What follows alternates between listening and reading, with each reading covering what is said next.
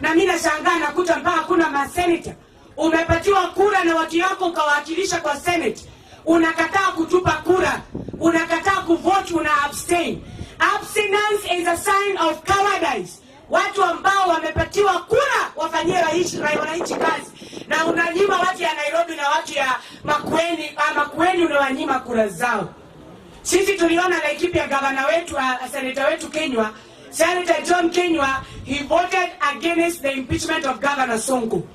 Tunataka Senator Kenywa uongoze na uongee ukweli, hapana ongea vile wewe unatetea raia, lakini ukifika kule Nairobi unapindua kala, unakuwa wewe unatetea mabenyenye na wezi ya pesa ya raia. Mwizi ni mwizi na hana rangi na hana mahali ambapo anapiga siasa zake. Lazima wezi waitwe wezi kwa majina.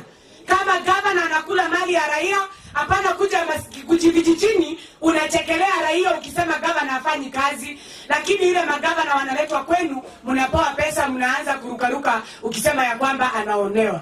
Uhuru Kenyatta, kaza kamba, tangazia wezi wote tutawapeleka Kamiti, na sisi kama wananchi wa Nanyuki tuko nyuma ya Rais Uhuru Kenyatta.